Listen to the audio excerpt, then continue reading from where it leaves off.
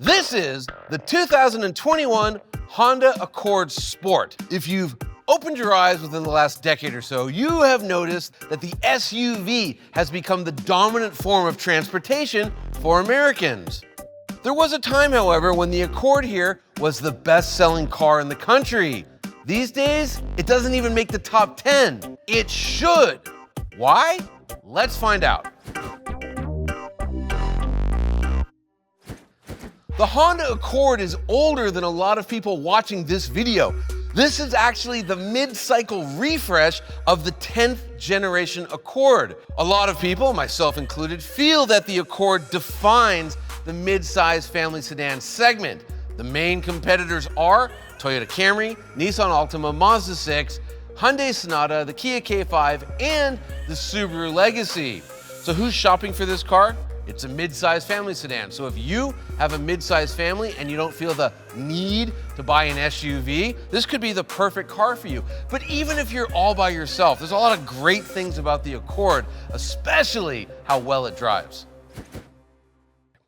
In terms of design, the 10th generation Accord was a pretty radical statement by Honda.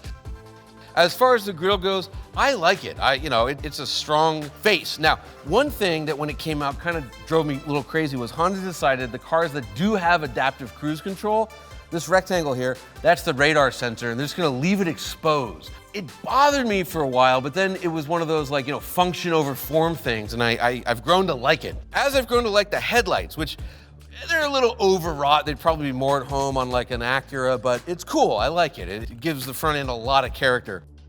Coming down this side, very nice, very expensive looking wheels, which is unusual for the segment, so that's cool. I like this paint job. It's a large car, and Honda, they try and hide that fact by having this cool silk cut right here. They've done a good job. I mentioned it has a fastback or a coupe-like roofline. Makes it look like a hatchback. It's not a hatchback. It's got a trunk. Oddly, the most conventional part of the car is the rear end. Because it's a sport, you have a little tiny spoiler. Usually the rear end is like the craziest part of a car, but here it isn't. Overall, I think this is a very good looking car. I think the design is aging well, and the mid-cycle refresh is better looking than the original.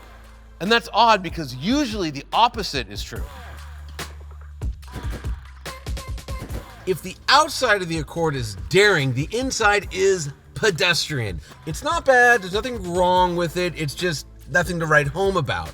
To be fair, there are no interiors in the mid-size sedan segment that are all that exciting. This one, it's plain, it's black on black on black. The material that is here is fine. The rubber is soft touch. This trim piece here is some sort of faux carbon fiber looking plastic piece. Nice enough. The seats look pretty good. They're covered in this odd cloth material, which feels like sharp silk, but whatever. They look fine.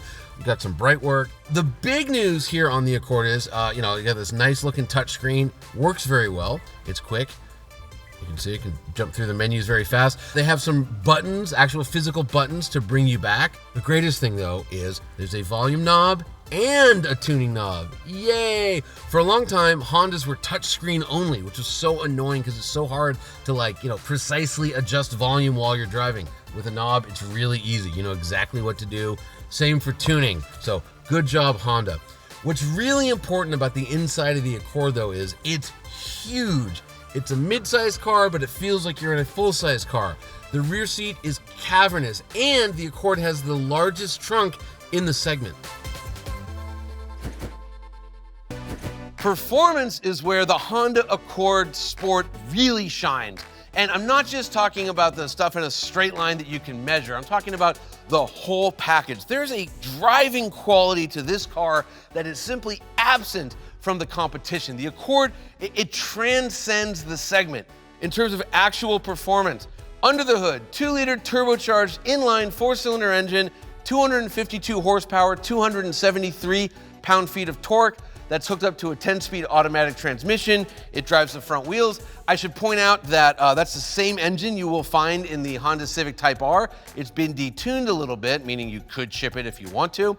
As far as the actual straight line numbers, if it's not the quickest in the segment, it's 1 or 2 or 3 maybe, but it doesn't matter. It's the entire Accord driving experience that's so good. You get 22 miles per gallon in the city, 32 miles per gallon on the highway. If you need better, they make a smaller engine. It's a 1.5 liter turbo, but that gets hooked up to a CVT. There's also an Accord hybrid, but if you can afford it, I think that the 2-liter turbo is absolutely the way to go.